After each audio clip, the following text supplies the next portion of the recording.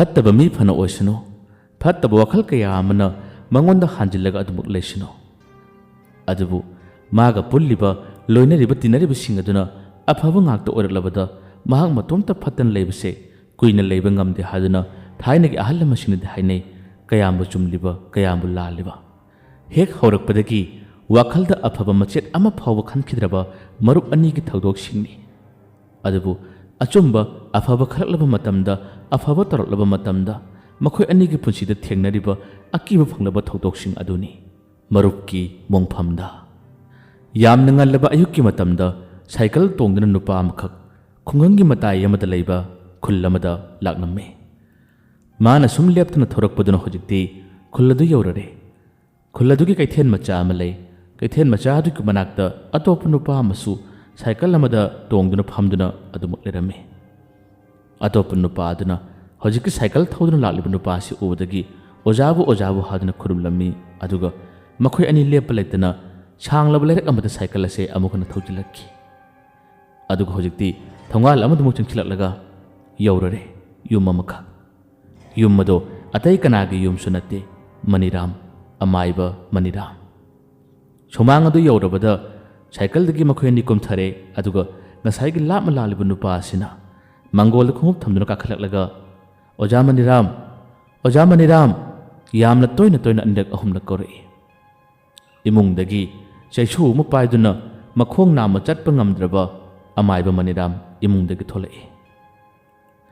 ꯃꯅꯤꯔꯥꯝꯕꯨ ꯎꯕꯗ ꯅꯨꯄꯥ ꯑꯗꯨꯅ ꯈꯨ ꯈꯨꯗꯛ ꯀꯨꯟꯗꯨꯅ ꯈꯨꯔꯨꯝꯖꯔꯝꯃꯤ, ꯑꯗꯨꯒ ꯃꯈꯣꯏ ꯑꯅꯤ ꯐꯝꯃꯤꯟꯅꯔꯦ꯫ ꯑꯇꯣꯞꯄ ꯅꯨꯄꯥ ꯑꯃ ꯂꯥꯛꯂꯝꯕꯗꯨꯁꯨ ꯑꯣꯖꯥ ꯃꯅꯤꯔꯥꯝꯗ ꯊꯕꯛ ꯈꯔ ꯇꯧꯔꯛꯈꯤꯒꯦ ꯍꯥꯏꯔꯝꯂꯒ ꯑꯁꯣꯝꯗ ꯊꯣꯛꯈ꯭ꯔꯦ꯫ ꯐꯝꯃꯤꯟꯅꯗꯨꯅ ꯋꯥꯔꯤ ꯁꯥꯕꯗ ꯅꯨꯄꯥ ꯑꯗꯨꯅ ꯑꯣꯖꯥ ꯃꯅꯤꯔꯥꯝꯕꯨ ꯌꯦꯡꯗꯨꯅ ꯍꯥꯏ, ꯑꯣꯖꯥ, ꯀꯨꯏꯔꯦ ꯑꯣꯖꯥꯒ ꯎꯅꯈꯤꯗꯕ ꯊꯦꯡꯅꯈꯤꯗꯕ꯫ ꯑꯣꯖꯥꯅ ꯂꯥꯛꯇꯕ ꯌꯥꯗꯦ ꯍꯥꯏꯗꯨꯅ ꯄꯥꯎ ꯆꯦꯟꯕꯤꯔꯛꯄꯗ ꯉꯁꯤ ꯑꯁꯤ ꯍꯦꯛꯇꯃꯛ ꯑꯌꯨꯛ ꯑꯉꯟꯕꯗꯒꯤ ꯈꯣꯡꯁꯥꯜꯂꯛꯄꯅꯤ꯫ ꯑꯣꯖꯥ, ꯀꯔꯝꯕ ꯑꯔꯨꯕ ꯑꯆꯤꯟꯕ ꯊꯕꯛ ꯂꯩꯕꯒꯦ ꯑꯣꯖꯥꯅ ꯑꯩꯕꯨ ꯂꯥꯛꯇꯕ ꯌꯥꯗꯦ ꯍꯥꯏꯗꯨꯅ ꯀꯧꯕꯤꯕꯕꯨ? ꯑꯃꯥꯏꯕ ꯃꯅꯤꯔꯥꯝꯅ ꯅꯨꯄꯥ ꯑꯗꯨ ꯃꯨꯟꯅ ꯌꯦꯡꯗꯨꯅ ꯍꯥꯏꯔꯛꯏ, ꯁ꯭ꯌꯥꯝ, ꯑꯩꯒꯤ ꯈꯨꯡꯒꯪ ꯑꯁꯤꯒꯤ ꯄꯥꯎ ꯈꯨꯗꯤꯡꯃꯛ ꯅꯪꯗ ꯂꯣꯏꯅ ꯇꯥꯔꯤꯕꯅꯤ꯫ ꯍꯧꯖꯤꯛꯁꯨ ꯑꯋꯥꯕ ꯃꯤꯀꯞ ꯃꯤꯔꯥꯎꯈꯣꯜ ꯀꯌꯥ ꯑꯃ ꯂꯦꯞꯄ ꯂꯩꯇꯅ ꯇꯥꯔꯤꯕꯅꯤ꯫ ꯃꯊꯪ ꯃꯊꯪ ꯊꯣꯛꯂꯛꯈꯤꯅꯤ꯫ ꯉꯥꯛꯊꯣꯛꯅꯕ ꯌꯥꯝꯅ ꯀꯟꯅ ꯍꯣꯠꯅꯩ, ꯑꯗꯨꯕꯨ ꯉꯥꯛꯊꯣꯛꯄꯒꯤ ꯄꯥꯡꯒꯜ ꯑꯩ ꯃꯥꯡꯁꯤꯜꯂꯛꯂꯦ꯫ ꯑꯩꯅ ꯅꯪꯕꯨ ꯀꯧꯔꯤꯕꯁꯦ ꯑꯇꯩ ꯑꯃꯠꯇ ꯅꯠꯇꯦ, ꯃꯤꯉꯣꯟꯗ ꯍꯥꯏꯗꯣꯛꯄ ꯌꯥꯗꯕ ꯋꯥꯔꯤ ꯑꯃꯈꯛ ꯑꯩꯅ ꯅꯪꯉꯣꯟꯗ ꯍꯥꯏꯅꯤꯡꯕꯗꯒꯤ ꯑꯩꯅ ꯅꯪꯕꯨ ꯀꯧꯕꯅꯤ꯫ ꯁ꯭ꯌꯥꯝ ꯍꯥꯏꯔꯤꯕ ꯅꯨꯄꯥ ꯑꯗꯨꯅ ꯍꯥꯏꯔꯛꯏ, ꯑꯣꯖꯥ, ꯑꯣꯖꯥꯅ ꯍꯥꯏꯕꯤꯕ ꯈꯨꯗꯤꯡꯃꯛ ꯑꯩ ꯌꯥꯖꯒꯅꯤ꯫ ꯑꯩꯁꯨ ꯎꯔꯦ, ꯈꯨꯡꯒꯪ ꯑꯁꯤꯗ ꯑꯩꯅ ꯂꯥꯛꯄꯗ ꯃꯃꯥꯡ ꯆꯍꯤ ꯈꯔꯒꯤ ꯃꯃꯥꯡꯗ ꯑꯣꯏꯔꯝꯂꯤꯕꯗꯨꯒ ꯍꯟꯗꯛ ꯑꯣꯏꯔꯝꯂꯤꯕꯁꯤꯡ ꯑꯁꯦ ꯌꯥꯝꯅꯗꯤ ꯍꯣꯡꯉꯦ꯫ ꯍꯥꯏꯕꯤꯌꯨ ꯑꯣꯖꯥ, ꯑꯩ ꯀꯔꯤ ꯇꯧꯖꯧꯒꯦ? ꯃꯇꯝ ꯑꯁꯤꯗ ꯑꯃꯥꯏ ꯃꯅꯤꯔꯥꯝꯅ ꯍꯥꯏ, ꯑꯩꯅ ꯄꯥꯡꯒꯜ ꯌꯥꯎꯗ꯭ꯔꯕ ꯁꯣꯟꯊꯔꯕ ꯃꯇꯝ ꯑꯁꯤꯗ ꯑꯩꯒꯤꯗꯃꯛꯇ ꯃꯇꯦꯡ ꯄꯥꯡꯕ ꯉꯝꯒꯗꯕ ꯊꯧꯅꯥ ꯂꯩꯕ ꯑꯃꯥꯏꯕ ꯄꯥꯝꯃꯦ꯫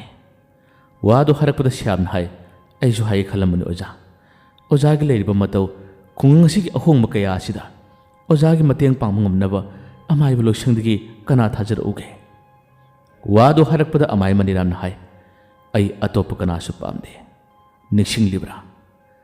ꯑꯩꯒꯤ ꯅꯥꯛꯇ ꯃꯍꯩ ꯇꯝꯕꯅꯤ ꯍꯥꯏꯗꯨꯅ ꯂꯥꯛꯈꯤꯕ ꯃꯈꯣꯏ ꯉꯥꯎꯁꯤꯟꯅꯕ ꯄꯥꯈꯪ ꯃꯆꯥ ꯑꯅꯤꯗꯣ, ꯕꯁꯟꯇ ꯑꯃꯗꯤ ꯅꯅꯥꯎ, ꯃꯈꯣꯏ ꯑꯅꯤꯗꯣ ꯑꯩ ꯄꯥꯝꯃꯤ꯫ ꯋꯥꯗꯨ ꯍꯥꯏꯔꯛꯄꯗ ꯁ꯭ꯌꯥꯝꯅ ꯍꯥꯏ, ꯑꯣꯖꯥ, ꯃꯈꯣꯏ ꯑꯅꯤꯗꯤ ꯃꯊꯣꯡ ꯌꯥꯝꯅ ꯆꯥꯗꯦ꯫ ꯃꯍꯩ ꯇꯝꯕ ꯂꯥꯛꯄꯗ ꯃꯈꯣꯏ ꯑꯣꯏꯗ ꯄꯥꯗ ꯌꯥꯝꯅ ꯇꯧꯏ, ꯍꯨꯔꯥꯟ ꯆꯤꯟꯊꯤ ꯌꯥꯝꯅ ꯇꯧꯏ, ꯃꯤ ꯈꯠꯅꯕ ꯌꯥꯝꯅ ꯐꯩ꯫ ꯃꯈꯣꯏ ꯃꯍꯩ ꯍꯩꯔꯣꯏꯅꯦ ꯑꯣꯖꯥ꯫ ꯃꯗꯨ ꯍꯥꯏꯔꯛꯄꯗ ꯃꯅꯤꯔꯥꯝꯅ ꯅꯣꯛꯐꯦꯠ ꯇꯧꯅ ꯍꯥꯏ, ꯑꯩꯅ ꯃꯈꯣꯏ ꯑꯅꯤꯒꯤ ꯃꯍꯩ ꯆꯞ ꯆꯥꯅ ꯈꯪꯈꯤ꯫ ꯃꯈꯣꯏ ꯑꯅꯤ ꯈꯗ꯭ꯔꯛ ꯃꯗ꯭ꯔꯛ ꯑꯣꯏꯗ ꯄꯥꯗ ꯌꯥꯝꯅ ꯇꯧꯏ, ꯑꯗꯨꯕꯨ ꯃꯈꯣꯏ ꯑꯅꯤꯗ ꯌꯥꯝꯅ ꯉꯛꯂꯕ ꯃꯍꯩꯁꯨ ꯑꯗꯨꯃꯛ ꯌꯥꯎꯏ꯫ ꯃꯈꯣꯏ ꯑꯅꯤꯗꯣ ꯑꯩ ꯄꯥꯝꯃꯤ꯫ ꯁ꯭ꯌꯥꯝꯅ ꯑꯃꯨꯛ ꯈꯨꯝꯃꯤ, ꯑꯣꯖꯥ, ꯃꯈꯣꯏ ꯑꯅꯤꯗꯤ ꯃꯤꯅ ꯈꯔ ꯐꯨ ꯑꯃꯅ ꯈꯔ ꯐꯨ ꯇꯧꯕꯗꯨꯅ ꯃꯈꯣꯏ ꯈꯨꯜꯗꯒꯤ ꯐꯥꯎꯕ ꯇꯥꯟꯊꯣꯛꯈ꯭ꯔꯕꯅꯤ꯫ ꯀꯔꯝꯕ ꯊꯤꯔꯨꯅꯤ? ꯑꯃꯥꯏꯕ ꯃꯅꯤꯔꯥꯝꯅ ꯍꯥꯏ, ꯑꯃꯨꯛꯇꯪ ꯊꯦꯡꯅꯔꯕꯗꯤ ꯃꯈꯣꯏ ꯑꯅꯤꯕꯨ ꯑꯩꯒꯤ ꯅꯥꯛꯇ ꯂꯥꯛꯇꯕ ꯌꯥꯗꯦ ꯈꯔ ꯑꯃꯨꯛꯇ ꯍꯥꯏꯕꯤꯌꯨ꯫ ꯑꯁꯨꯝꯅ ꯑꯃꯥꯏꯕ ꯃꯅꯤꯔꯥꯝꯅ ꯍꯥꯏꯔꯤꯕ ꯋꯥꯗꯣ ꯌꯥꯔꯗꯨꯅ ꯁ꯭ꯌꯥꯝ ꯆꯠꯈꯤꯔꯝꯃꯤ꯫ ꯅꯨꯃꯤꯠ ꯈꯔꯅꯤꯒꯤ ꯃꯇꯨꯡꯅꯤ꯫ ꯑꯇꯣꯞꯄ ꯈꯨꯡꯒꯪ ꯑꯃꯒꯤ ꯂꯝꯄꯥꯛ ꯑꯃꯒꯤ ꯃꯇꯥꯏ ꯑꯃꯗ ꯉꯁꯥꯏꯒꯤ ꯕꯁꯟꯇ ꯑꯃꯗꯤ ꯅꯅꯥꯎ ꯃꯈꯣꯏ ꯑꯅꯤ ꯄꯨꯟꯁꯤꯟꯗꯨꯅ ꯑꯉꯥꯡ ꯃꯌꯥꯝ ꯑꯃ ꯈꯣꯝꯖꯤꯟꯗꯨꯅ ꯃꯤꯇ꯭ꯔꯪ ꯇꯧꯔꯤꯕꯅꯤ ꯍꯥꯏꯗꯨꯅ ꯃꯈꯣꯏ ꯑꯅꯤꯅ mayam adu nungai handuna amadi khara khara chawba ahalsin garakpuduna makhoina paisabu thaduna makhoi anina kumai kaya ama tawruri numit asida shamsu cycle thorga lakpuduna makhoi anina tawriba thabuk sing ado shamsu yengi mayam nokhunna mayam nungai hanba aduga amuksu kadar khara chi yauri paisa sing aduna nanauna khomjilli madu ubada syam wa mata ngangdana yenglari hojiti mitang tawbagi thabuk sing ado loshillari loshilba matam miyatai punna kaina khaba matam masida syamna makhoi ani ga manaka changi aduga aibu khanglibra haduna hangi makhoi anina syambu ubada yamna ngakna yengi matam masida ani dana pakhum piba nangdingai syamna hari aina khoi ni bu thibada lam lam phanyamna yorabani oja amaiba maniramna nakhoi ani ba amuktang magi manakta laktabi yadi hari wadu tabada nanauna hana ha oja maniramna basanta syamna oja maniram di khoi bu karige syamna hai maga unaraga wari chano magi khungangda amuktang nakhoi ni challo wari do haina boloi phatringai basanta mieng amatorre aduga manakta leriba syam haribu nupadabu yamna kanni inkrami aduga mahak nakalamada yamna yangna shenkrami nanausu man chen madu ubuda nanausu haipetang mit ushili aduga basanta chelo chelo chelo haduna lawi syamju kari matonu haduna tuduna man ngakni yengi matam masida ason lampa adu matairom du upambim ka hori masida angang sing sanabada angang ka kakib jani angang ado tarakadaba mong adu man hana ubudagi basanta na chenbani aduga mana adu hek yopsilabada angang adu uthakti tarakki tarakko matamda basanta na mabu oki kanki masigi matawsi ubada syam tasena mangakki angang adu nakalamna thamlaga hey phajana sanauko asumna haramlaga basanta chilai as ojabo aisu iping ping kibani inkre oja sokpra wado harakpada syam di yam ngakkibana is aidi karino haduna pakhalurabani nangdi angang si tarakadore habadi karamna khangliba basantana khumi adum ubada mai khongphom jadabado ubadagi aina khangbani da oja ekhoi chatnaba tawge ngasi nini humni gi manungda ibani paw phonaraga adumak chatnaba tawrage syamna hai amuktang chatlo oja maniram du unaraga wari do phajana sanaro asumna numit kharani gi matung ma oirare numit kharani gi matung asida ngasidi oja maniram khung ngasida basanta amadi nanaw yorakki sumangda leptana makhoi anina oja maniram ko jarame ngahaktangi matungda oja maniram tholai tholakpada basanta amadi nanaw obada khanghode magi mamittagi mapi sinthare aduga law kakhalo haduna kaushili mangol phamduna wari khara sanai amaiba maniramna magi manakta numit kharanidang leibiu haduna wari sarame matam masida basantan hai oja ekhodi kadukaran torokpa satrani oja gi manakta leibada oja na peloida ekhoina tabakana gu masing thambiyuda haduna hai amaiba maniramna hai nakhoi aniba aina masak munna khanglaba tungda aigda thabak khara tawmina si haduna kaubani nakhoi bata sena matan brane matam masida nanauna mahai oja ekhodi hajaribsini oja gi nakta leibada hayawai oja na mo adu tawri asi tawri haduna soidana wakalakanida haidu wadu maksu achumbu wani adubu amaiba maniramna nakhoi nabu yabi rabadi thaba khara tawminasi aigi thaba khara da nakhoi nibu yahonningi haduna habadagi makhoi matam khara leibagi wase yanare ayuk adugi chak charamdai gi matamni oja maniramsu magi kada laikre chaksanglomda mi chak thongni habadi khangi kanano karino habdudi makhoina khangde masidagi aniese mirak narak yengduna oja maniramgi lai sanafam ka oiriba asom nakangi ina kupliba sangphai adomda anido mirak narak yengduna lona changsilai aduga magi aruwaruba kari kari larik singlai makhoida hena kana gadaba larik singlai ribra ataba mahishing atopa saru machet atete lairibra haduna anido lona thibu chanakki asumna kaasig manungda chalaktuna makhoi anina larik arubusing ot otuna thiringai matam masidani oja maniramgi masunupi leisabi amkhak lai mana asom ka adu machalaktuna a ibungani chak charu rasi haduna hek korukpani ani du larik khara thirambani adumna नुपीदुना कौरक्पदा अनीदो फट यंगथरई अदुबु ननाउदी नुपी अदुबु उरुबदा वाखलदा करिगुम खरदि फाउखि मखोय अनीना करिगुम खर थीरिबदुसु नुपीदुना उरम्मि नुपी अदुगि ममिंगना थोइबिचा कौबने थोइबिचाना मखोय अनीना थीरिब पोतु उबदगी अदुमना हारमलगा माक Asom नाकलमदा चंख्रे अदुगा lyric खर polythene योमलिबदो माना पुथुरई अदुगा पिरम्मे से नखोयना palm लाइरिकसिंग असिदा पुन्नि यावरबने मसिदगी खनबियो हादुना लाइरिकसिंगदो पिरम्मे पीबा मतमदा अनीदो इकारे नतेदा कैनोमा सुम यंगमने लाइगी अरुरुबा लाइरिकसिंग तमथीरबा साथीरबसिंग लोइनि यावबने अखोय पुपुदी करी मत ngamdrabane नखोय अनीगी अपाम लाइरिकसिंग पाव अपाम थबकसिंग नखोयना तौ हादुना पिसिलकपदा अनीदो यामनि कायख्रे येंगरोय कोन येंगलगे चाक चाबन लागे असुमना अनीदो इकाय इकायना अदुमना मसुनुपीदुना हरकपा वादुदा इकायदुना अदुमक करीमता तौखिदे नमसिगी नुमिदांगी मतम फावबदा ननावगी वाखलदा मागी मित्ता थोइबिचा हारिब नुपीसी सक्तमसे अदुम उरगा लै ननावसु बसंतसु पाखंग ngaktani पाखंगदा खर खर लीरब पाखंग ngaktani नुमित हुमनी हौख्रे नुमित हुमनी असिग मनुंगदा मखोय अनिना तौगदबा थबकसिंग अमाइबा मनिरामना करीमता हाइदे खुंगंग असिगी लमित तुमित खंगनबा अतै अतै मसी मयादबदी चलहल्ली असुमना अनीसे थबक तौदे मरिनी सुबगी नुमिदांग असिदनी याम ngakलबा मोंग मतौ खरा ननाव अमदि बसंतदा थेंगनबा हौरक्खि मरिनी सुबगी नुमिदांग पुंग 10 मखाई 13 तारक मतम मसिदा इखंग खंगुदना नुक्सित सिलक्का मतमदा अकीब फंगलबा खुंजेलसि कप्पना हेबी खुंजेलसिंग ताब हौरई अनीदो का मनुंगदा लैबा ngamdabadagi मपालो मथुरई मतम मसिदा ओजा मनिरामगी युमजावगी थोंगदुदि लोनसिलमी मनुंगदा मसुनुपीसु मासु पुना तुमनख्रबनी अनीदुना अहानबदा सिंगनबदगी मागी लाई सरफम का अदोमदा लाक्तुना ओजा मनिरामना तौरिबरा हादुना येंगी मसिदसु करियमता लेरमदे मसिदगी लेरक कोछांग सोमदा मखोय अनि थोलई करी मतौनो करी अहोंगनो हादुना येंगबु थोरकपनी असुमना थोरक्क मतमदा कसाइगी ओजा मनिरामगी युमगी अकोयबता नतना लेकाय अदुगी लैरिबा युमसिंग अदुगी इमुंगी अंगांगसिंग पंकपता कपनाबा खर खर चावबा अंगांगसिंगसु पंकपता कपनाबा खुंजेल कयासे ngसाइगी ननाव अमदि बसंतना तारामी खुंजेलसिंग चिताबदा अनीदु यामना ngai फनामना सांगना चत्तना मखोय अनीना करी मतौनो अहोंगसिबु हादुना येंगी मतम मसिदनी अकीबा फंगलबा सारोइसिंगी सौमसे मखोय अनीना फंगी मखोय अनीना लाइसोन सोंदना मागी मसादा नांथाई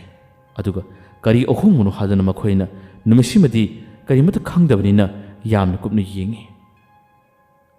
असुमना पंकपता कपनबा खुंजेलसिंगसे ताबा अमदी युमजुमगी अहलसिंगना हयेंगी नुमित्ता पीरगे हाइबा वासिदी अदुमक ताई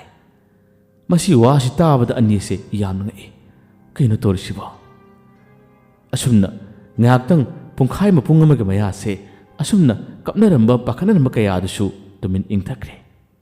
अनीदसु यामना ngana मागी कादा लाक्लम्मी मथंगी अयुकी मतमनी ननाव अमदि बसंता कैथेन मचारम थोलई कैथेन मचादु यौरबदा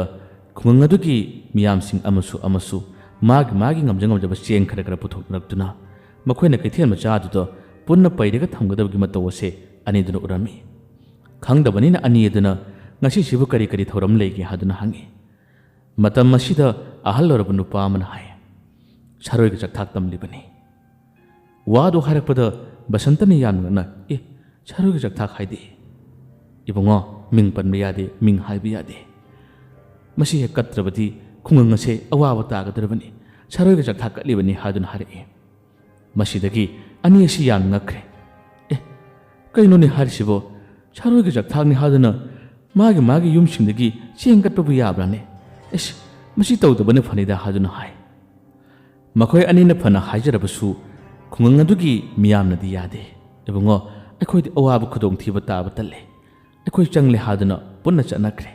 मी कनामता लेहौद्रे अदुबु चेंगदि फनामना पैरेगा थमौरी कनानबु लालगा लौगदरिबनो हादुना अनीसे यामना ngai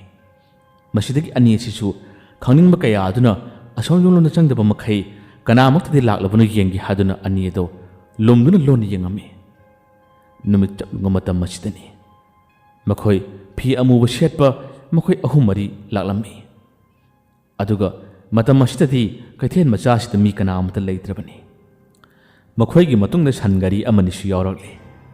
अदुगा हजिक्ति कैथेल मचासि यौरबदा सियंसिंग अदो सन गारी सिंगसिग मथक्ता हापलगा मखोईना पुननब सेम साइ मखोईना ngasai hapkalaga leringai matam masida मखोई सिंग अदुना सारोय सिंग खर कैथेल असिगे अकोइबदा चाइथोलगा थमलिबनी ननाउमदि बसंतना खुदिम सिंग से उबदगी मखोईना पुननब हेक सेम सारक मतम मसिदनी मखोई अनिगी याम नंगलब हैरबा महै सिनदुना ngasai चाइथोलगा लेरिब सारोय सिंग सिदा मखोई अनिगी महैना थारकपनी महै सिंग से थाबदा सारोय सिंग से छल्लगा पाइथोरई पाइथोरकपदा ngasai फी अमूब शेप सिंग सिना करिनोने हादुना यामना यिंगी मसिदगी ननाव अमदि बसंतना अहानबदा मखोई अनिसि कदाइदा लेबनो हाबदो उहंदब मखै यामना कलब महै सिंग थादुना सारोय सिंग से हेक्ता लाक्नरकपनी तफम खंगद्रबा अमूब शेप सिंग सिसु मखोइसु महै हैब ngaktini मखोइसु पाक्थादुना लाइसोन सोनना मागी महै पुथोक्तुना ngasai लान्थिनना बुखनरई अदुबु मखोइना फन खोनरलबसु ननाव अमदि बसंतगी कल्लब महै कयासिना मरम ओरगा हौजिक्ति मखोई माइथीरे मखोइना माइथीरलबदा मखोइगी महैसिंग सोलब खुदिम अरेम तारलबदा ननाव अमदि बसंत थोरई अदुगा नखोई कनामत सियनबा यारोय हादुना अनिसिना मांगना सुंथोरकपनी तफम खंगद्रबा मखोई मरी असे जब लेपख्रे सनगारी मथक्ता हापकलंबा पोचाई खुदिमक्सिंग लोयना थांगथौ हादुना अनिदुना थांगथहल्ली अदुगा मखोई अनिगी महैगी मतेंगना अमुखना थादुना मखोई मरी असे फजन पुन्न फूरगा थाखिरमे मखोइना चतख्रबदा ननाव अमदि बसंतना लाउरमी खुंगंग असिगी खुंजा खुदिमक नखोइना पुथोरकिब सियंसिंग अदो युमयुमदा पुसिनरो खुंगंग असिदा अवाब खुदोंथीब करिमता तहल्लोय अखोइना ngaकनि हादुना अनिदुना लाउरक्की मसिदगी मनाक नकपदा ताबा युमसिंग मियोसिंग ताबदगी तमना तमना अममता थोनरई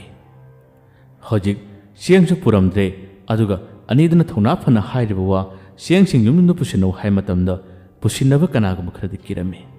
अदुबु ननावगा बसंतगना करिमता कीगनु युमसिंगदा अवाब खुदोंथीबा तहल्लोय हादुना मयामदा अमुखना मागी पुथुनरकिबा सियंसिंग अदो पिरमे अदुगा मखोय अनि युमदा लाखी असोमदना कमदौरी अमाइबा मकोक अमाइबा लुके मागी मखादा लैबा अमाइबा तंबा मियोय कया अमा लैरिबने असुमना मागी मखादा लैरिबा अमाइबा तंबा मियोयसिंग अदुबु फूरगा माहिगी मतेंगना फजन जैदुना थारकिबा कया आसिग पावसि ताबदा अमाइबा लुके छाउबना मै हौख्रे या मनिराम आइना नंगु फजन नैदुना फजन ओटला फावबदा नंग एंगोंदा लमन खुमनबा होनरे नंगी पुंसी मांगनबा नसाना छिंजरे खंगनी हादुना अमाइबा लुके यामना कन्ना साउखिरमे ननावगा बसंतगना ngasiगी numitta khunja singna saroiga chakthak kannabani haduna kalamba polom singado kalhan khitabada ngasai maniram pau tarabani masu wakhal yamanungarame aduga makhoi anina halakka matamda thoibicha nanawbu lona yengi aduga nanawnasu thoibicha bu lona adumak yengi makhoi anigi yengi matawado adumak basantana khangi basantasu makhoi anigi yeng adu uraga man hai मीगद मराइबक फैदा लापबु कुइत्रिने अन्थोना मिचाना क्रेदा आइगिसु अमतंग लेरबदि फनीदा कायदना ननावदा माना फागी तवे मथंगी नुमित्ता कैथेल मचादा मखोई मी याम तिनकी मी याम पुनकी अमाइबा मनिरामना ननाव अमदि बसंतबु खुंजाम यामदा मसक ताकी खुल्लसिगी अवाबा खुदोंग सिबसिंग मतेंग पांगनबु ngakthodnabगदमक्ता अइना मखोई अनिबु कौबनी अइगी मतेंग मखोई अनिना पांगनी खुंजासिंगी मतेंग पांगनी खुंजासिंगी अकीब मिपाइबा था फारकपु खुदिंगी पाखटपसिंग अदो थादो ओ हादुना मियामदा पाउजेल पीररी अदुगा ननाव अमदि बसंतनसु खुंजा मयामदा मखोइगी थाजब कया अदो हाइररी मथंगी नुमित अमदमो अनिदो थोलक्क मतमदा खुंजासिंगना मखोइ अनिबु याम लुनु तौकी महौसाना मखोइ अनी अंगांग मचासिंगबु लुनु तौबा अनीनि अंगांग मचासिंग ओबदा लग्नदुना सानदुना मित्रंग तौदुना अदुमक नोखेरी असुम लाकपदा लंबी मताय अमदा हैरा योनबी लैसाबी अमखक अमुक उकी लैसाबीदु मा मतोंदा फम्मनते मागी ममागा फम्बनी ममाना युमलोमदगी हैरा खरसु लौथोकपा चंखिबा मतांगनी मधु उबदा बसंतदी ममित कुप्तबा मखै माबु येंख्री ननाउसु बसंतकी मियेंग अदु उबदा लाउने है चानिंग्ब्रा नंबु है चासि लाउ हादुना चंगलई अदुगा है खरा लेगी हादुना है खरा लेरमी हैदु पीबा मतमदसु बसंतदी यामना मुन्ना नुपीदुबु येंगी नुपी अदुनसु बसंतकी मियेंग अदु खंगी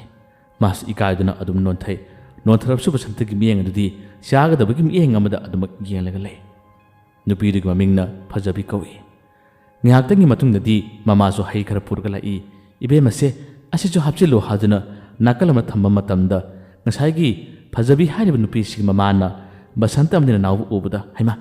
ꯏꯕꯨꯡꯉꯣ ꯅꯈꯣꯏꯅꯤ ꯂꯥꯛꯂꯤꯕ꯭ꯔꯥ ꯍꯩ ꯆꯥꯒꯦ ꯍꯥꯏꯔꯣ ꯁꯦ ꯆꯥꯎꯁꯦ ꯆꯥꯎꯁꯦ ꯀꯔꯤꯕꯨ ꯆꯥꯅꯤꯡꯉꯤꯅꯣ ꯍꯥꯏꯗꯨꯅ ꯌꯥꯝꯅ ꯍꯔꯥꯎꯅ ꯀꯧꯕꯗ ꯇꯁꯦꯡꯅꯃꯛ ꯐꯖꯕꯤꯗꯤ ꯉꯛꯏ ꯐꯖꯕꯤꯅ ꯃꯈꯣꯏ ꯑꯅꯤꯕꯨ ꯎꯕꯁꯤ ꯉꯁꯤꯅ ꯑꯍꯥꯟꯕꯅꯤ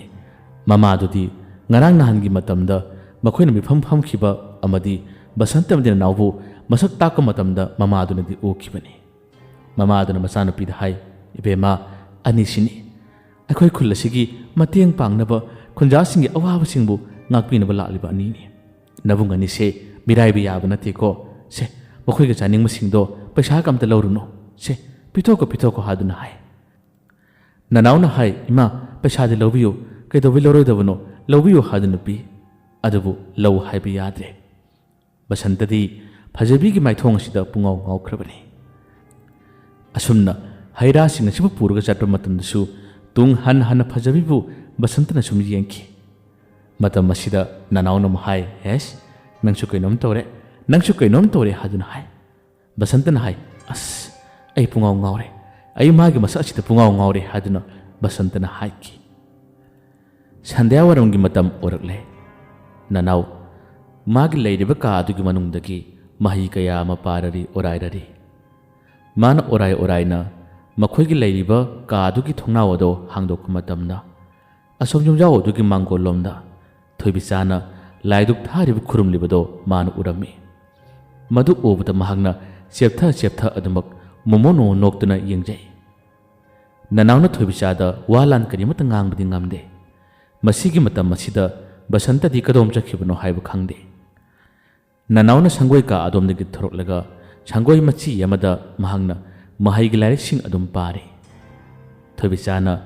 लाई खुरुमबा लोरबा मतुंगदा अमुक थोलक्तुना मांगोलमना थबा अतै अमदी सुमांगलोमदा लाक्ना थबा अतै तौबा मतमदा लोना चेप्था अदुमक ननाउना येंगी थोबिचासु मानि येंगलिबा मियेंग अदो अमुक येंग थोरकपदा मिचाने थोबिचासु येंगी थोबिचासु इकाइजै मखोई अनिगी येंगनरिबा मियेंग हदक मतम खरा सिदा ओइरबा मोंग मतौ खुदिमसिंग असे थोबिचागी मपु असिनदी लोइना खंगी लोइना उइ वा मता हाइदे हजिक बसंतन असोम नाकंदा मुक करी कमदोरी बसंतसु फजबी उबदगी ngawribani फजबी खुकी लेकाय सिदा चत्तुना फजबी थोलकपा ngairari फजबीबु येंगदबगी मागी मियेंग मागी मिनो अदबु उगदबगी मान ngaijribani बसंतदी ममाई खरे कल्ली मान ngaijabada फजबी थबा अमगी थोरकपनी थोलकपदा बसंतना हेक्ता कौशिली वारी हेक्ता सजिली फजबीसु पाखुम हेक्ता पी असुमना तुंग इनदना वारी सादना चटपदा बसंतदी वखल यामन नुंगाइजरमी यामना हराउजरमी फजबीसु बसंतना सारिबो वारीसिंग मागी मियेंग नायेंग लोइना खंगलिबनी असुमना मतम खरा असे बसंतगना नाउगा मखोइनि पाक पुंदे बसंतदी नोंग हेक ngalakpaga फजबी खोइकी हैयोन फमदगी मनाका चखरनी अदुगा वासे पंगांगदा ngalगा हैयोन नु मतेंग पांगसिनबने अदुगा मागिदी फजबी उरगदी लोइरे हाबगी मोंगदा अदुमक तौरगा लेरिबनी असोमदना ननाउना तुंगना थोलकदबा थबकसिंगीदमक्ता माना नाइतोम लेबा मतमदा लाइरिक अरुबसिंग पारे अदुगा खजिक्तंग वारबा मतमदना चेप्था माना अमुक थोबिचा येंगली ननाउदी थोबिचाद येंगजबा नतना वा मत ngangbा ngamde बसंतदी असोम नाकंदा फजबीगी मतेंग पांगदना वारी वताई सुम साबदना मखोय अनि कोइनद्रबनी मखोय अनिना नुंसी फोंदोकनद्रगसु फजबीनसु बसंतगी थमोयगी इहुल फजना खंगख्रे फोंदोकतबगी वाद मंगाइरे नोमगी नुंथिन नुमिदांग वारम अमदा बसंतना फजबीदा नुंसी हादना फोंदोकपु नुमित असिदनी ꯐꯖꯕꯤꯅꯁꯨ ꯃꯥꯒꯤ ꯅꯨꯡꯁꯤ ꯄꯥꯎꯈꯨꯝ ꯑꯁꯤ ꯍꯦꯛ ꯄꯤꯔꯛꯄꯒ ꯉꯥꯏꯍꯥꯛꯇꯪꯒꯤ ꯃꯇꯨꯡꯗꯗꯤ ꯌꯥꯝꯅ ꯉꯛꯂꯕ ꯃꯄꯥꯎ ꯑꯃꯈꯛ ꯇꯥꯈꯤ꯫ ꯃꯄꯥꯎ ꯑꯁꯤ ꯑꯇꯩ ꯀꯔꯤꯃꯠꯇ ꯅꯠꯇꯦ꯫ ꯐꯖꯕꯤꯒꯤ ꯃꯃꯥ ꯑꯗꯣ ꯀꯞꯂꯗꯨꯅ ꯃꯆꯥꯅꯨꯄꯤ ꯀꯧꯗꯨꯅ ꯆꯦꯜꯂꯛꯄꯅꯤ꯫ ꯃꯃꯥꯕꯨ ꯎꯕꯗ ꯐꯖꯕꯤꯅ ꯀꯩꯗꯧꯔꯒꯦ ꯍꯥꯏꯗꯨꯅ ꯍꯪꯕꯗ ꯅꯪ ꯄꯥꯕꯨꯡꯗꯣ ꯆꯤꯡꯂꯣꯝꯗ ꯏ ꯐꯥꯟꯕ ꯆꯠꯈꯤꯕꯗ ꯍꯥꯏꯗꯨꯅ ꯋꯥꯗꯤ ꯃꯈꯥ ꯇꯥꯕ ꯉꯝꯗꯕ ꯃꯈꯩ ꯃꯃꯥꯗꯣ ꯀꯞꯂꯒ ꯃꯆꯥꯅꯨꯄꯤꯒꯤ ꯃꯅꯥꯛꯃꯛꯇꯗ ꯑꯗꯨꯃꯛ ꯋꯥꯟꯊꯔꯛꯈꯤ꯫ ꯃꯥꯒꯤ ꯃꯇꯧꯗꯨ ꯎꯕꯗ ꯇꯁꯦꯡꯅꯃꯛ ꯕꯁꯟꯇ ꯉꯛꯈꯤ꯫ ꯐꯖꯕꯤꯅ ꯃꯃꯥꯕꯨ ꯂꯦꯡꯍꯜꯂꯒ ꯏꯃꯥ ꯅꯪ ꯀꯩꯗꯧꯔꯒꯦ ꯍꯥꯏꯗꯨꯅ ꯍꯪꯅꯔꯤ꯫ ꯉꯥꯏꯍꯥꯛꯇꯪꯒꯤ ꯃꯇꯨꯡꯗꯗꯤ ꯃꯤ ꯐꯅꯌꯥꯝꯅ ꯆꯦꯟꯊꯣꯔꯛꯂꯦ꯫ ꯃꯇꯝ ꯑꯁꯤꯗ ꯏꯈꯦꯡ ꯇꯩꯔꯕ ꯅꯨꯄꯥ ꯑꯃꯁꯨ ꯆꯦꯟꯁꯤꯜꯂꯛꯏ꯫ ꯑꯗꯨꯒ ꯐꯖꯕꯤꯒꯤ ꯃꯅꯥꯛ ꯆꯪꯁꯤꯜꯂꯛꯇꯨꯅ ꯃꯥꯅ ꯋꯥꯔꯤ ꯈꯨꯗꯤꯡꯃꯛꯁꯤꯡ ꯑꯁꯦ ꯇꯝꯂꯝꯃꯤ꯫ ꯐꯠꯇ꯭ꯔꯕ ꯑꯃꯥꯏꯕ ꯂꯨꯀꯦꯅ ꯐꯠꯇꯕ ꯃꯍꯩ ꯁꯤꯖꯤꯟꯅꯗꯨꯅ ꯅꯪꯒꯤ ꯄꯥꯕꯨꯡꯕꯨ ꯆꯤꯡꯈꯣꯡꯃꯛꯇꯗ ꯍꯥꯠꯄꯅꯦ, ꯑꯗꯨꯒ ꯑꯩꯕꯨꯁꯨ ꯃꯈꯣꯏꯅ ꯇꯝꯊꯤꯅ ꯐꯨꯕꯅꯦ꯫ ꯅꯪꯒꯤ ꯄꯥꯕꯨꯡ ꯍꯥꯠꯄꯒꯤ ꯃꯔꯝ ꯑꯁꯦ ꯅꯪꯅ ꯃꯥꯡꯗ ꯂꯩꯔꯤꯕ ꯏꯕꯨꯡꯉꯣ ꯄꯥꯈꯪ ꯃꯆꯥꯁꯤꯒ ꯍꯟꯗꯛ ꯂꯣꯏꯅꯕꯁꯤꯗ ꯃꯈꯣꯏꯅ ꯎꯕ ꯌꯥꯎꯕꯗꯒꯤ ꯃꯈꯣꯏꯅ ꯅꯪꯒꯤ ꯄꯥꯕꯨꯡꯕꯨ ꯍꯥꯠꯄꯅꯦ ꯍꯥꯏꯗꯨꯅ ꯍꯥꯏ꯫ ꯃꯗꯨꯒꯤ ꯋꯥꯗꯨ ꯇꯥꯕꯗ ꯕꯁꯟꯇ ꯇꯁꯦꯡꯅꯃꯛ ꯅꯨꯡꯉꯥꯏꯔꯝꯗꯦ꯫ ꯐꯖꯕꯤꯗꯤ ꯃꯄꯥ ꯂꯩꯇ꯭ꯔꯦ ꯍꯥꯏꯕꯒꯤ ꯄꯥꯎ ꯑꯁꯤ ꯇꯥꯕꯗ ꯇꯁꯦꯡꯅꯃꯛ ꯊꯋꯥꯏ ꯆꯥꯛꯂꯦ꯫ ꯃꯃꯥꯅ ꯁꯣꯝꯗ ꯋꯥꯟꯊꯔꯒ ꯂꯩꯔꯤ꯫ ꯃꯃꯥꯕꯨ ꯀꯣꯟꯗꯨꯅ ꯐꯖꯕꯤ ꯌꯥꯝꯅ ꯀꯟꯅ ꯀꯞꯈꯤ꯫ ꯅꯨꯄꯥꯗꯨꯅ ꯃꯈꯥ ꯇꯥꯅ ꯍꯥꯏꯔꯛꯏ, ꯏꯕꯨꯡꯉꯣ ꯄꯥꯈꯪ ꯃꯆꯥꯁꯤꯒ ꯃꯥꯒ ꯂꯩꯃꯤꯟꯅꯕ ꯅꯨꯄꯥꯗꯨꯒ ꯄꯨꯜꯂꯝꯕ ꯋꯥꯔꯤ ꯁꯥꯔꯝꯕ ꯃꯤꯑꯣꯏꯁꯤꯡ, ꯌꯨꯝꯒꯤ ꯃꯤꯑꯣꯏꯁꯤꯡ ꯑꯗꯣ ꯃꯊꯪ ꯍꯥꯠꯀꯅꯤ ꯍꯥꯏꯗꯨꯅ ꯄꯥꯎ ꯍꯥꯏꯔꯛꯏ꯫ ꯏꯕꯨꯡꯉꯣ, ꯌꯥꯔꯒꯗꯤ ꯑꯩꯈꯣꯏ ꯈꯨꯟꯖꯥꯁꯤꯡ ꯑꯁꯦ ꯑꯃꯨꯛꯇ ꯀꯟꯕꯤꯔꯝꯃꯣ, ꯍꯥꯟꯅꯒꯤ ꯂꯩꯔꯤꯕ ꯃꯑꯣꯡ ꯑꯗꯨꯗ ꯑꯃꯨꯛꯇ ꯂꯩꯍꯟꯕꯤꯌꯨ꯫ ꯑꯩꯈꯣꯏ ꯈꯨꯜ ꯑꯁꯤꯗ ꯂꯩꯕꯗ ꯌꯥꯝꯅ ꯋꯥꯔꯦ ꯍꯥꯏꯗꯨꯅ ꯃꯈꯨꯠ ꯂꯣꯟꯅꯗꯨꯅ ꯈꯨꯔꯨꯝꯕꯒꯤ ꯃꯑꯣꯡꯗ ꯕꯁꯟꯇꯅ ꯇꯧꯔꯛꯏ꯫ ꯑꯇꯩ ꯆꯪꯁꯤꯜꯂꯛꯂꯤꯕ ꯃꯌꯥꯝ ꯑꯗꯨꯅꯁꯨ ꯃꯈꯣꯏꯕꯨ ꯈꯨꯜ ꯑꯁꯤ ꯊꯥꯗꯣꯛꯇꯨꯅ ꯆꯠꯄꯤꯈ꯭ꯔꯣ ꯍꯥꯏꯕꯒꯤ ꯋꯥ ꯐꯥꯎꯕ ꯍꯥꯏꯔꯛꯂꯕꯅꯤ꯫ ꯕꯁꯟꯇ ꯄꯥꯎꯗꯨ ꯇꯥꯕꯗ ꯌꯥꯝꯅ ꯅꯨꯡꯉꯥꯏꯔꯝꯗꯦ꯫ ꯇꯧꯐꯝ ꯈꯪꯗꯅ ꯋꯥ ꯂꯥꯟ ꯀꯔꯤꯃꯠꯇ ꯉꯥꯡꯕ ꯉꯝꯗꯅ ꯂꯦꯞꯂꯤꯉꯩ ꯃꯇꯝ ꯑꯁꯤꯗ ꯑꯁꯣꯝꯗ ꯂꯩꯍꯧꯔꯤꯕꯁꯤꯡ ꯑꯗꯨꯁꯨ ꯄꯥꯎ ꯇꯥꯔꯕꯅꯤ꯫ ꯑꯃꯥꯏꯕ ꯃꯅꯤꯔꯥꯝ, ꯃꯥꯒꯤ ꯃꯁꯨ ꯅꯨꯄꯤ ꯑꯃꯗꯤ ꯅꯅꯥꯎ, ꯃꯈꯣꯏ ꯌꯥꯝꯅ ꯊꯨꯅ ꯑꯁꯣꯝꯗ ꯆꯦꯜꯂꯛꯏ꯫ ꯆꯦꯜꯂꯛꯂꯒ ꯑꯣꯏꯕ ꯃꯇꯧ ꯑꯁꯤ ꯀꯔꯤꯅꯣ ꯍꯥꯏꯗꯨꯅ ꯃꯈꯣꯏ ꯄꯨꯟꯅ ꯋꯥꯔꯤ ꯁꯥꯟꯅꯔꯝꯃꯤ꯫ ꯃꯇꯝ ꯑꯁꯤꯗ ꯈꯨꯟꯖꯥꯁꯤꯡ ꯑꯗꯨꯅ ꯑꯃꯥꯏꯕ ꯃꯅꯤꯔꯥꯝꯗ ꯍꯥꯏꯔꯝꯃꯤ, ꯄꯥꯈꯪ ꯃꯆꯥ ꯑꯅꯤꯁꯦ ꯈꯨꯜꯁꯤꯗꯒꯤ ꯊꯥꯗꯣꯛꯄꯤꯈ꯭ꯔꯣ꯫ ꯃꯁꯤꯅ ꯃꯔꯝ ꯑꯣꯏꯔꯒ ꯈꯨꯟꯖꯥꯁꯤꯡ ꯑꯋꯥꯕ ꯍꯦꯟꯅ ꯇꯥꯔꯒꯅꯤ꯫ ꯍꯥꯟꯅꯒꯤ ꯑꯩꯈꯣꯏꯒꯤ ꯂꯩꯔꯤꯕ ꯃꯑꯣꯡ ꯑꯗꯨꯗ ꯑꯩꯈꯣꯏꯕꯨ ꯂꯩꯍꯟꯕꯤꯌꯨ꯫ ꯑꯣꯖꯥ ꯑꯃꯥꯏꯕꯅ ꯍꯥꯏꯕꯗ ꯃꯇꯝ ꯈꯔ ꯑꯃꯁꯨ ꯌꯥꯔꯒ ꯑꯩꯈꯣꯏꯅ ꯂꯩꯔꯨꯕꯗ ꯑꯩꯈꯣই ꯌꯥꯝꯅ ꯑꯋꯥꯕ ꯇꯥꯈꯤ꯫ ꯍꯟꯗꯛꯁꯨ ꯄꯥꯈꯪ ꯃꯆꯥ ꯑꯅꯤꯁꯤꯅ ꯃꯔꯝ ꯑꯣꯏꯔꯒ ꯃꯤꯁꯤ ꯃꯤꯅꯥ ꯊꯣꯛꯂꯔꯦ꯫ ꯐꯖꯕꯤꯒꯤ ꯃꯄꯥ ꯂꯩꯇ꯭ꯔꯦ, ꯑꯗꯨꯅ ꯑꯩꯈꯣꯏꯕꯨ ꯈꯔꯗꯪꯗꯤ ꯅꯤꯡꯇꯝꯍꯟꯕꯤꯌꯨ ꯍꯥꯏꯗꯨꯅ ꯃꯅꯤꯔꯥꯝ ꯑꯁꯤꯗ ꯈꯨꯔꯨꯝꯖꯔꯛꯏ꯫ ꯑꯃꯥꯏꯕ ꯂꯨꯀꯦ ꯀꯜꯂꯕ ꯃꯍꯩ ꯀꯌꯥꯁꯦ ꯉꯥꯛꯊꯣꯛꯄꯁꯨ ꯉꯝꯗꯦ, ꯑꯗꯨꯅ ꯉꯝꯗꯕ ꯑꯩꯈꯣꯏꯗꯤ ꯃꯥꯒꯤ ꯃꯤꯈꯥ ꯄꯣꯟꯅ ꯑꯗꯨꯃꯛ ꯂꯩꯖꯒꯦ ꯍꯥꯏꯗꯨꯅ ꯃꯌꯥꯝ ꯑꯁꯦ ꯈꯨꯔꯨꯝꯖꯗꯨꯅ ꯍꯥꯏꯔꯛꯄꯅꯤ꯫ ꯇꯁꯦꯡꯅꯃꯛ ꯃꯁꯤꯅ ꯃꯔꯝ ꯑꯣꯏꯔꯒ ꯅꯅꯥꯎ ꯑꯃꯗꯤ ꯕꯁꯟꯇ ꯊꯋꯥꯏ ꯌꯥꯝꯅ ꯆꯥꯛꯈ꯭ꯔꯦ꯫ ꯐꯖꯕꯤꯅ ꯀꯞꯄꯁꯤ ꯎꯕꯗ ꯕꯁꯟꯇꯅ ꯍꯦꯟꯅ ꯊꯃꯣꯏ ꯑꯁꯤ ꯄꯨꯕ ꯉꯝꯗꯕꯅꯤ꯫ ꯕꯁꯟꯇ ꯑꯃꯗꯤ ꯅꯅꯥꯎ ꯋꯥ ꯀꯔꯤꯝꯇ ꯉꯥꯡꯂꯝꯗꯅ ꯃꯐꯝ ꯑꯁꯤ ꯊꯥꯗꯣꯛꯇꯨꯅ ꯃꯈꯣꯏ ꯑꯅꯤ ꯆꯠꯈꯤꯔꯝꯃꯤ꯫ ꯃꯈꯣꯏ ꯑꯅꯤꯅ ꯆꯠꯄ ꯃꯇꯝ ꯑꯁꯤꯗ ꯑꯃꯥꯏꯕ ꯃꯅꯤꯔꯥꯝꯅ ꯀꯗꯥꯏꯗꯅꯣ ꯍꯥꯏꯗꯨꯅꯗꯤ ꯍꯪꯉꯤ, ꯑꯗꯨꯕꯨ ꯄꯥꯎꯈꯨꯝ ꯄꯤꯔꯝꯗꯦ꯫ ꯃꯈꯣꯏ ꯑꯅꯤꯃꯛ ꯌꯥꯝꯅ ꯊꯨꯅ ꯈꯣꯡ ꯊꯥꯡꯈꯤ꯫ ꯅꯨꯃꯤꯠ ꯑꯁꯤꯃꯛꯀꯤ ꯑꯍꯤꯡ ꯂꯦꯟꯗ꯭ꯔꯤꯉꯩ ꯃꯇꯝ ꯑꯁꯤꯗ ꯃꯈꯣꯏ ꯑꯅꯤꯅ ꯑꯔꯣꯟꯕ ꯂꯥꯂꯣꯡ ꯁꯤꯖꯤꯟꯅꯗꯨꯅ ꯀꯜꯂꯕ ꯃꯍꯩ ꯁꯤꯖꯤꯟꯅꯔꯛꯏ꯫ ꯑꯗꯨꯒ ꯐꯠꯇ꯭ꯔꯕ ꯑꯃꯥꯏꯕ ꯂꯨꯀꯦꯅ ꯁꯤꯜꯂꯤꯕ ꯊꯧꯑꯣꯏꯟꯁꯤꯟ, ꯑꯗꯨꯒ ꯐꯖꯕꯤꯒꯤ ꯃꯄꯥꯕꯨ ꯍꯥꯠꯈꯤꯕꯁꯦ ꯂꯃꯟ ꯈꯨꯝꯂꯒꯦ ꯍꯥꯏꯗꯨꯅ ꯃꯥꯕꯨ ꯍꯥꯠꯄꯗ ꯁꯦꯟꯅꯔꯤꯕꯁꯤꯡ ꯑꯗꯣ ꯃꯈꯣꯏꯅ ꯉꯁꯤꯒꯤ ꯅꯨꯃꯤꯗꯥꯡ ꯑꯁꯤꯗ ꯀꯜꯂꯕ ꯃꯍꯩ ꯀꯌꯥ ꯑꯃ ꯁꯤꯖꯤꯟꯅꯗꯨꯅ ꯃꯈꯣꯏꯁꯤꯡ ꯑꯗꯨꯒꯤ ꯈꯣꯡꯒꯨꯜ ꯂꯤꯔꯛꯄꯅꯤ꯫ ꯃꯈꯣꯏ ꯑꯅꯤ ꯀꯗꯥꯏꯗ ꯂꯩ ꯍꯥꯏꯕ ꯈꯪꯍꯟꯗꯦ, ꯑꯗꯨꯒ ꯃꯈꯣꯏꯒꯤ ꯂꯩꯐꯝ ꯑꯗꯣ ꯃꯈꯣꯏꯒꯤ ꯃꯍꯩꯒꯤ ꯃꯇꯦꯡꯅ ꯊꯥꯗꯣꯛꯂꯤꯕ ꯁꯔꯣꯏ ꯑꯗꯨꯒꯤ ꯃꯇꯦꯡꯅ ꯀꯣꯏꯊꯤ ꯊꯤꯍꯜꯂꯝꯃꯤ꯫ ꯑꯉꯛꯄꯒꯤ ꯃꯁꯛꯅꯤ꯫ ꯅꯅꯥꯎꯒꯤ ꯀꯜꯂꯕ ꯃꯍꯩ ꯑꯗꯨꯒ ꯕꯁꯟꯇꯒꯤ ꯀꯜꯂꯕ ꯃꯍꯩ, ꯃꯈꯣꯏ ꯑꯅꯤꯒꯤ ꯃꯍꯩ ꯑꯅꯤꯁꯤꯒꯤ ꯃꯇꯦꯡꯅ ꯍꯧꯖꯤꯛꯇꯤ ꯐꯖꯕꯤꯒꯤ ꯃꯄꯥꯕꯨ ꯍꯥꯠꯄꯗ ꯁꯦꯟꯅꯔꯤꯕ ꯃꯈꯣꯏꯁꯤꯡ ꯑꯗꯣ ꯐꯥꯕ ꯉꯝꯂꯦ꯫ ꯍꯦꯛ ꯐꯥꯕꯒ ꯃꯈꯣꯏꯁꯤꯡ ꯑꯗꯣ ꯅꯅꯥꯎ ꯑꯃꯗꯤ ꯕꯁꯟꯇꯒꯤ ꯃꯍꯩꯅ ꯐꯖꯅ ꯐꯨꯈꯤꯔꯝꯃꯤ꯫ ꯐꯨꯕꯗ ꯅꯠꯇꯦ, ꯑꯣꯠꯄ ꯌꯥꯕ ꯑꯣꯠꯂꯤ, ꯂꯥꯛꯅꯕ ꯌꯥꯕ ꯂꯥꯛꯅꯈꯤ꯫ ꯃꯗꯨꯒꯤ ꯃꯇꯨꯡꯗ ꯆꯞ ꯆꯥꯅ ꯂꯃꯟ ꯈꯨꯝꯕ ꯑꯣꯏꯅ ꯃꯈꯣꯏꯁꯤꯡ ꯑꯗꯣ ꯍꯥꯠꯂꯝꯃꯤ꯫ ꯃꯈꯣꯏꯁꯤꯡ ꯑꯗꯣ ꯍꯦꯛ ꯍꯥꯠꯄꯒ ꯅꯅꯥꯎ ꯑꯃꯗꯤ ꯕꯁꯟꯇ ꯌꯥꯝꯅ ꯅꯨꯡꯉꯥꯏꯈꯤꯔꯝꯃꯤ꯫ ꯑꯗꯨꯒ ꯃꯈꯣꯏꯁꯤꯡ ꯑꯗꯨ ꯁꯤꯕꯒꯤ ꯄꯥꯎ ꯑꯁꯦ ꯌꯥꯝꯅ ꯊꯨꯅ ꯂꯨꯀꯦꯅ ꯇꯥꯈꯤ꯫ ꯃꯁꯤꯗꯒꯤ ꯂꯨꯀꯦ ꯃꯩ ꯍꯧꯕ ꯃꯈꯩ ꯁꯥꯎꯈꯤ꯫ ꯁꯣꯝꯗꯅ ꯐꯖꯕꯤꯒꯤ ꯃꯄꯥꯒꯤ ꯃꯊꯧ ꯃꯉꯝ ꯄꯥꯡꯊꯣꯛꯈ꯭ꯔꯦ꯫ ꯃꯃꯥ ꯃꯆꯥ ꯇꯁꯦꯡꯅꯃꯛ ꯊꯃꯣꯏ ꯀꯥꯏꯔꯦ, ꯌꯥꯝꯅ ꯅꯨꯡꯉꯥꯏꯔꯝꯗꯦ꯫ ꯐꯠꯇꯕꯁꯤꯡ ꯑꯗꯨ ꯍꯥꯠꯂꯝꯂꯕ ꯇꯨꯡꯗ ꯅꯅꯥꯎ ꯑꯃꯗꯤ ꯕꯁꯟꯇ ꯂꯥꯛꯏ꯫ बसंतदी मखोइगी युम असिगी मनाक्ता लेदुना मखोइगी नुंगाइतब कयादो सरुक याबि यावररे मखोइना सरुक याजी हाबिगी वानी मखोइगी मनाक्ता मी अमता लेत्रबनी मखोइगी लेमिनरंबा वरी सानरंबसिंग अदो हेक्ता पाव फंगो पाव पीबि यावबनिना खुदोंग थीबा तागदरा पाखतनबदगी लाम लाम थेदोकनरबनी मसिदा फजबिगी ममाना फावबा हायरबनी इचानुपा नखोइबुदी यामु नुक्सी अदुबु थोलिबा थौदो असे अतोप युमसिंगदि थोगतनिंगदे नखोइ खुलजी थदोक्तुना चटपिख्रो हादुनदि हायरि ngसाइगी फत्तबसिंग अदु मखोइना हाले मखोइ अनिन लमन खुलमे हाबदुदि मखोइ कनामद खंगनद्रि ननाव अमदि बसंतना मखोइबु थेमे करिमत तौरोय खुंजासिंगी अवाबसिंग एखोइना पुन्न कनगनी एखोइना ngathokani दि हाय वादु ताबद लेकाय दुगी किगन चाव अहलसिंगना हाय नखोइना हायरबु वादुदि यामना फजै अदुबु नखोइददि मखोइना करिमत तौब ngamद्रबसु मसा मरेंग उन लेरिबा एखोइददि मखोइना अवाब ताहले थिंगेन ताइनब ngamdaga nasi khongna taini habado एखोइदि थोकलरे नखोइ वारोगनु haduna aduma kaplare ननाउना यामना फजन मियाम वखल ताहलरे हदक मतम खरगी मनुंग असिदा मियाम अकीब लोइना फहलगने मियाम अवाब कोखलगनिदि हादुन हारम्मी असुमना नुमित खरनी मखोइगी आस्ति यौद्रि फावबदि मखोइ अनीना यामना ngana लाक्तुना युमगी थबकसिंग मतेंग पांगनारि अतै वालिबा थबक खुदिमक्तसु मखोइ अनीना थवाइ यावना होनरम्मी फजबिना कप्पसि उबदने अदमु बसंतदि येंग ngamjadabani ननाउनसु थेमी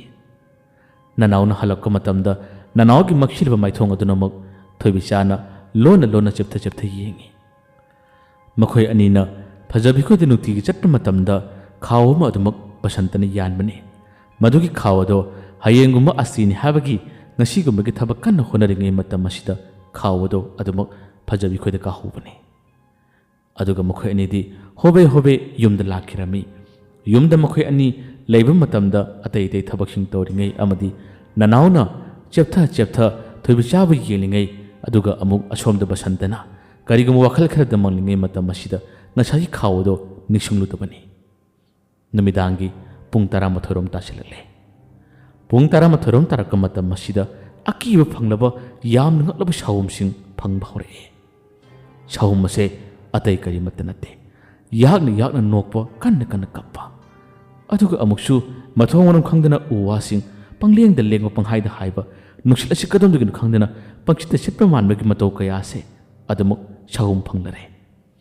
लेकाय दुगी युमगी मिसिंग थोंग चेना लोनसिनरो आदुन हाइनबा खोंजेलसिंग तारखी अदुगा कीबदा हेलबा अंगांगसिंग कन्न कप्पा खोंजेलसिंग अदमुक ताब होरले ननाव अमदि बसंत तफुंग खंगदरे करी मतौनो सिदि हादना मखोइ अनि तफुंग खंगदबनी युम मसिगी अकोइबदा सारोइसिंग लाक्लरे तसेनम अमाइबा लुकेना तौग्यान तरलबनी लाकपत नते मखोइना लेरिबा संगोइ कासिगी अकोइबसिदा पंथिन थिनबा पंखोत खोटप तरलबनी मसिगी छाव मसि फंगलबदा ननाव अमदि बसंत मखोइ अनिगी ngamjaba aiba mai sinaduna lakleba saroisingase ngakthoknaba lanthina honare asomdasu amaiba maniram khudimosingase loina phanglabani loina tarabani masunupisu kibana kainoma tawkre nanauga basantagana makhoigi kallaba hairba mahi kaya aduna yamna kan ngakthulakpada awaba habado orakle masigisina awabasi orakpadagidi nanauna makhoigi khawado thirakpani कादुक मनुंग खावल थीबद फंगद्रे बसंत द लाइसन सोन हाय अखोय खावदुदी अखोय खावमयुदुदी हादुन हाय मतम मसिद बसंत सु खावल थिरकपनी फंगद्रे ए कदाय लेखरे हादुन नाक्तंग मनुंग अदुद खावदबु निसिंगलग लेबदी यादबनिना मखोय अनिसे खुदिमसिंग सिंगाक थोप ngomna बखोनबदा अदुरगदी ओजामनि रामगी असंकारम चंगसे अदुगा अखोय ngamjaba ngakthop ngamgदब खुदिमसिंग सु येंगसे हादुना अनियदो यामथुना संगोयदुमगी चेंथोरक मतमदा मखोयगी माहिनी यामना कन ngakthokpari फत्रब सरोइसिंग युपसिलाई उचिना चन ngakthokलागा अमाइबा मनिरामगी लाई सानफम का आदुमदा चंख्रे अदुगा अरुवरुबा मलारिक अमनि पुथोक्तुना मखोयना खंगजबा हाइजबा सिंगसोंदुना मतेंग पांगदुना ngakthoknबा होनरे मसि फावबदा मखोयगी फत्रब सरोइसिंग अदुगी कल्लबा माहि कया आदुन लाक्सिन भेंजिलाई तसेनमक अवाबगी मसक हायबदो ओरकलम्मी ꯉꯥꯛꯊꯣꯛꯄ ꯉꯝꯂꯛꯇ꯭ꯔꯕꯗ ꯕꯁꯟꯇ ꯄꯥꯈꯠꯂꯛꯏ꯫ ꯃꯁꯤꯗꯒꯤ ꯃꯥꯒꯤ ꯀꯥꯗ ꯂꯩꯍꯧꯔꯤꯕ ꯈꯥꯎ ꯑꯗꯨ ꯀꯗꯥꯏꯗ ꯂꯩꯕꯅꯣ ꯃꯗꯨ ꯂꯧꯊꯣꯛꯇ꯭ꯔꯕꯗꯤ ꯌꯥꯔꯔꯣꯏ ꯍꯥꯏꯗꯨꯅ ꯃꯍꯥꯛ ꯌꯥꯝꯅ ꯊꯨꯅ ꯆꯦꯟꯊꯣꯔꯛꯄꯅꯤ꯫ ꯑꯗꯨꯒꯗꯤ ꯇꯧꯔꯤꯕ ꯈꯨꯗꯤꯡꯃꯛꯁꯤꯡ ꯑꯁꯤ ꯑꯃꯥꯏꯕ ꯂꯨꯀꯦ ꯃꯐꯝ ꯑꯁꯤꯗ ꯂꯥꯛꯂꯒ ꯍꯥꯟꯅꯅ ꯃꯈꯣꯏꯅ ꯊꯧꯔꯥꯡ ꯇꯧꯔꯒ ꯂꯥꯡꯂꯒ ꯂꯩꯈ꯭ꯔꯕꯅꯤ꯫ ꯑꯃꯥꯏꯕ ꯂꯨꯀꯦꯒꯤ ꯀꯜꯂꯕ ꯃꯍꯩ ꯑꯃꯗꯤ ꯃꯥꯒꯤ ꯂꯣꯏꯅꯔꯛꯂꯤꯕ ꯑꯃꯥꯏꯕ ꯈꯔ ꯑꯗꯨꯒ ꯂꯣꯏꯅꯅ ꯃꯈꯣꯏꯒꯤ ꯃꯍꯩꯅ ꯕꯁꯟꯇ ꯐꯥꯈꯤꯔꯝꯃꯤ꯫ ꯁꯨꯃꯥꯡ ꯑꯗꯨꯗ ꯕꯁꯟꯇ ꯐꯥꯈ꯭ꯔꯦ꯫ ꯑꯗꯨꯒ ꯀꯥ ꯑꯁꯤꯒꯤ ꯃꯅꯨꯡꯗꯅ ꯅꯅꯥꯎ ꯂꯩꯍꯧꯔꯤ꯫ ꯅꯅꯥꯎꯁꯨ ꯇꯧꯐꯝ ꯈꯪꯗ꯭ꯔꯕꯅꯤ꯫ ꯂꯩꯔꯤꯕ ꯂꯥꯏꯔꯤꯛꯁꯤꯡ ꯑꯁꯤ ꯃꯥꯅ ꯄꯥꯗꯨꯅ ꯁꯣꯟꯅꯕ ꯍꯣꯠꯅꯕꯗ ꯃꯁꯤ ꯑꯃꯐꯥꯎ ꯇꯥꯔꯝꯗꯦ꯫ ꯃꯔꯝꯗꯤ ꯑꯣꯖꯥ ꯃꯅꯤꯔꯥꯝꯅ ꯃꯁꯤ ꯈꯨꯗꯤꯡꯃꯛꯁꯤꯡ ꯑꯁꯤ ꯈꯪꯕꯅꯤ꯫ ꯃꯥꯅ ꯁꯣꯟꯅꯕ ꯍꯣꯠꯅꯕꯗꯁꯨ ꯇꯥꯗ꯭ꯔꯦ꯫ ꯑꯗꯨꯒ ꯂꯥꯛꯂꯤꯕ ꯁꯔꯨꯁꯤꯡ ꯑꯁꯤ ꯉꯥꯛꯊꯣꯛꯄꯗ ꯉꯝꯗ꯭ꯔꯕꯅꯤ꯫ ꯑꯃꯥꯏꯕ ꯃꯅꯤꯔꯥꯝꯁꯨ ꯃꯪꯒꯣꯜꯂꯣꯝꯗ ꯁꯨꯃꯥꯡꯂꯣꯝꯗ ꯇꯧꯔꯤꯕ ꯁꯥꯎꯟ ꯀꯌꯥ ꯑꯁꯤ ꯐꯪꯕꯗꯒꯤ ꯃꯍꯥꯛ ꯇꯨꯝꯂꯝꯕꯗꯒꯤ ꯍꯧꯒꯠꯂꯛꯏ꯫ ꯍꯧꯒꯠꯂꯛꯂꯒ ꯃꯪꯒꯣꯜꯂꯣꯝꯗ ꯊꯣꯔꯛꯏ꯫ ꯃꯪꯒꯣꯜꯂꯣꯝꯗ ꯊꯣꯔꯛꯄ ꯃꯇꯝꯗ ꯕꯁꯟꯇ ꯐꯥꯔꯤꯕꯁꯦ ꯃꯥꯒꯤ ꯃꯤꯠꯇ ꯎꯔꯔꯦ꯫ ꯑꯗꯨꯒ ꯍꯧꯖꯤꯛ ꯃꯥꯅ ꯀꯔꯤꯃꯠꯇ ꯃꯇꯦꯡ ꯄꯥꯡꯕ ꯉꯝꯗꯦ꯫ ꯇꯧꯐꯝꯁꯨ ꯈꯪꯗ꯭ꯔꯦ꯫ ꯅꯅꯥꯎꯒꯤ ꯃꯈꯨꯠꯇ ꯍꯧꯖꯤꯛ ꯂꯥꯏꯔꯤꯛ 4-5 ꯑꯃ ꯂꯩꯔꯤꯕꯅꯤ꯫ ꯀꯔꯝꯕ ꯂꯥꯏꯔꯤꯛꯀꯤ ꯃꯇꯦꯡꯅ ꯀꯔꯝꯕ ꯂꯥꯏꯁꯣꯟ ꯁꯣꯜꯂꯒ ꯃꯁꯤ ꯉꯥꯛꯊꯣꯛꯄꯅꯤ ꯍꯥꯏꯕꯁꯦ ꯃꯥ ꯈꯪꯗ꯭ꯔꯕꯅꯤ꯫ ꯃꯈꯣꯏꯒꯤ ꯈꯥꯎꯗꯨꯗ ꯌꯥꯎꯔꯤꯕ ꯂꯥꯏꯔꯤꯛꯁꯤꯡ ꯑꯗꯨꯅꯗꯤ ꯃꯁꯤ ꯉꯥꯛꯊꯣꯛꯄꯗꯤ ꯉꯝꯕꯅꯤ꯫ ꯑꯗꯨꯁꯨ ꯐꯪꯗꯕꯗ ꯑꯁꯣꯝꯗꯅ ꯕꯁꯟꯇ ꯐꯥꯈꯤꯕꯁꯤ ꯇꯧꯐꯝ ꯈꯪꯗꯕꯅꯤ꯫ ꯃꯥꯅ ꯂꯥꯏꯔꯤꯛ 4-5 ꯑꯗꯨ ꯀꯣꯜꯂꯒ ꯂꯣꯟꯅ ꯊꯣꯔꯛꯏ꯫ ꯃꯥꯅ ꯆꯦꯞꯇ ꯊꯣꯔꯛꯄ ꯃꯇꯝꯗꯗꯤ ꯃꯪꯒꯣꯜ ꯃꯆꯤ ꯑꯃꯗ ꯑꯣꯖꯥ ꯃꯅꯤꯔꯥꯝ ꯂꯤꯠꯂꯨꯁꯦ ꯃꯥꯅ ꯎꯔꯔꯦ꯫ ꯃꯁꯤ ꯎꯕꯗꯒꯤ ꯃꯥꯅ ꯂꯣꯟꯅ ꯀꯧꯕꯅꯤ꯫ ꯑꯣꯖꯥ, ꯑꯣꯖꯥ, ꯈꯨꯠꯇ ꯂꯥꯏꯔꯤꯛ 4-5 ꯑꯃ ꯂꯩꯔꯦ꯫ ꯀꯔꯝꯕ ꯂꯥꯏꯔꯤꯛ ꯃꯃꯤꯡꯅꯣ, ꯀꯔꯝꯕ ꯂꯥꯏꯁꯣꯟ, ꯀꯔꯝꯕ ꯄꯔꯥꯗ ꯌꯥꯎꯕꯅꯣ ꯑꯣꯖꯥ ꯑꯃꯨꯛꯇ ꯍꯥꯏꯕꯤꯌꯨ, ꯑꯃꯨꯛꯇ ꯍꯥꯏꯕꯤꯌꯨ, ꯑꯩ ꯃꯇꯦꯡ ꯄꯥꯡꯂꯒꯦ ꯍꯥꯏꯗꯨꯅ ꯍꯥꯏ꯫ ꯑꯣꯖꯥ ꯃꯅꯤꯔꯥꯝ ꯃꯥꯅ ꯀꯧꯔꯤꯕꯗꯨ ꯇꯥꯔꯕꯗ ꯆꯦꯞꯊꯣꯛꯗꯨꯅ ꯌꯦꯡꯂꯛꯏ꯫ ꯌꯦꯡꯂꯛꯂꯒ ꯋꯥꯗꯤ ꯑꯃꯠꯇ ꯉꯥꯡꯗ꯭ꯔꯦ꯫ ꯃꯨꯔꯇꯤꯒꯤ ꯃꯇꯧꯗ ꯃꯥ ꯇꯨꯃꯤꯟ ꯂꯦꯞꯏ꯫ ꯑꯗꯨꯒ ꯁꯨꯃꯥꯡꯗ ꯐꯥꯔꯒ ꯂꯩꯔꯤꯕ ꯕꯁꯟꯇꯕꯨꯅꯤ ꯃꯥꯅ ꯌꯦꯡꯂꯔꯤꯕ꯫ ꯉꯥꯏꯍꯥꯛꯇꯪꯒꯤ ꯃꯅꯨꯡ ꯑꯁꯤꯗꯗꯤ ꯑꯃꯥꯏꯕ ꯂꯨꯀꯦ ꯃꯈꯣꯏ ꯃꯔꯥꯡ ꯆꯣꯡꯗꯨꯅ ꯆꯪꯁꯤꯜꯂꯛꯂꯦ꯫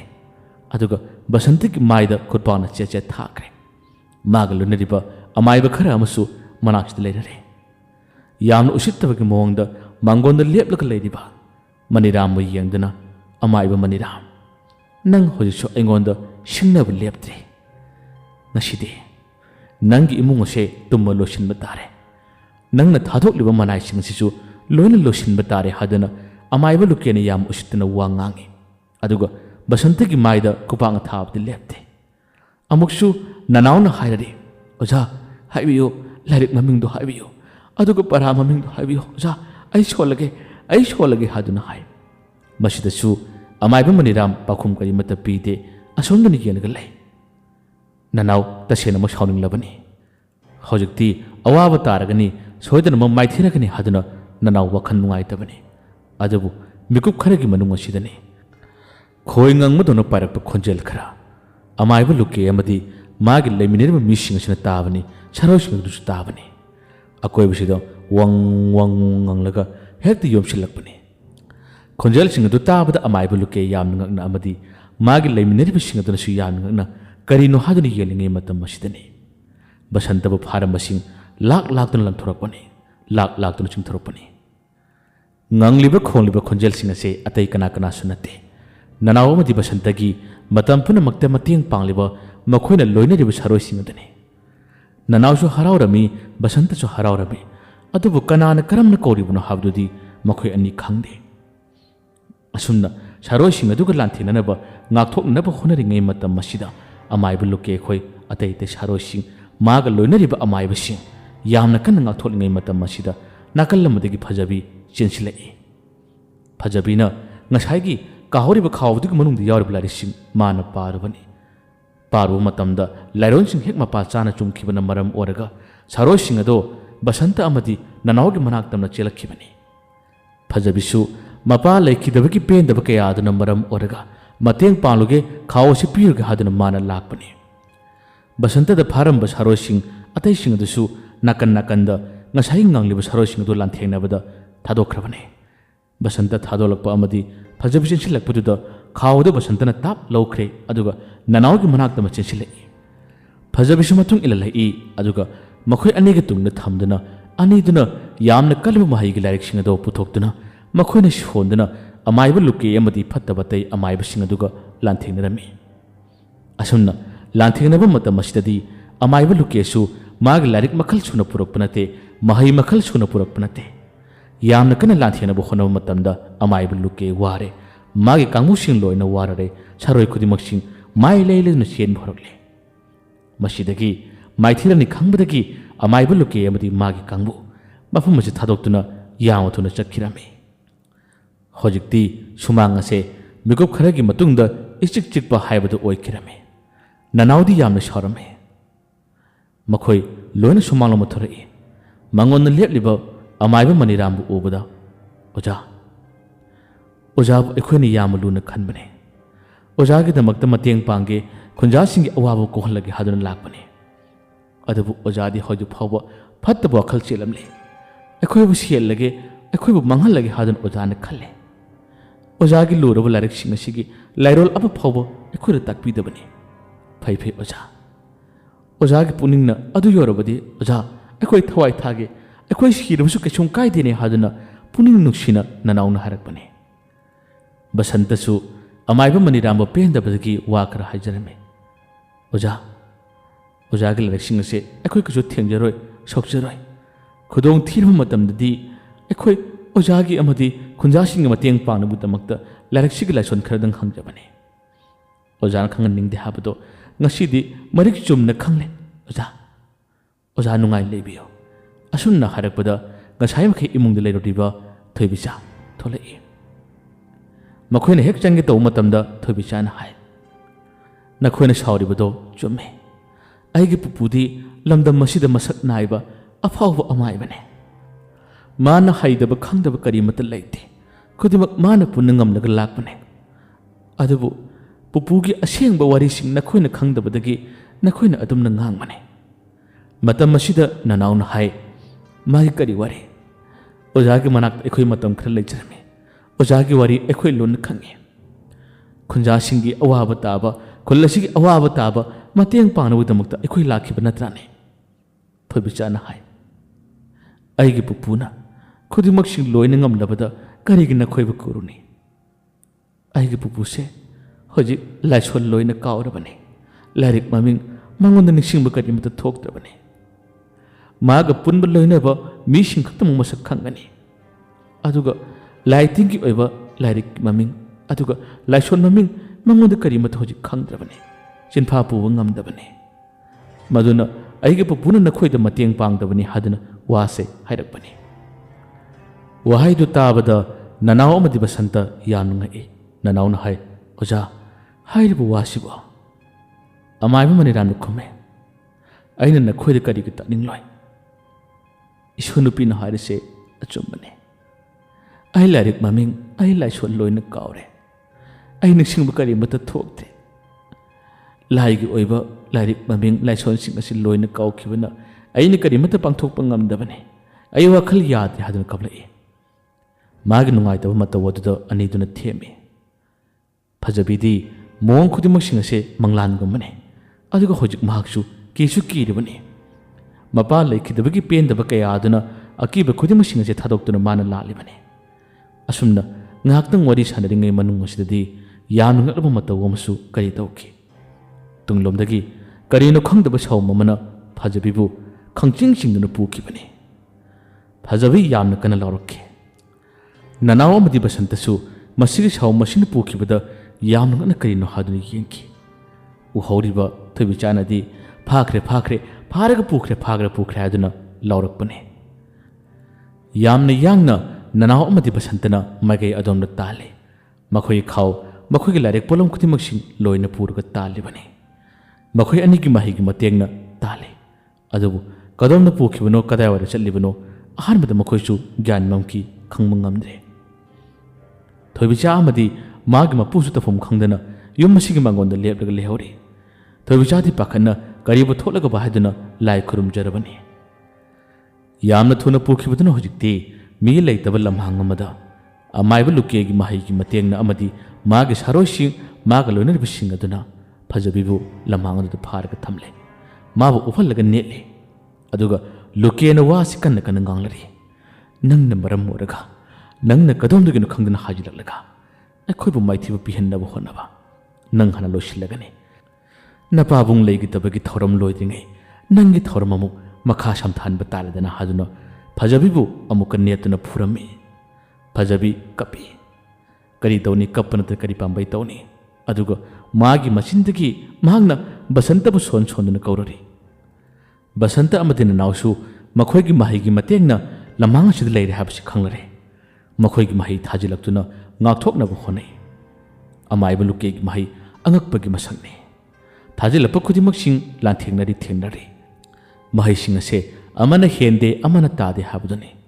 amaiba lukena phajabi pharaga nakalamdu singkre aduga lairiba ataida mahi khudimaksing ase ngakthokno nakhoina maithiba piramo haramlaga phajabi asom nakanda pukhibani phajabi kapna basanta bu kauki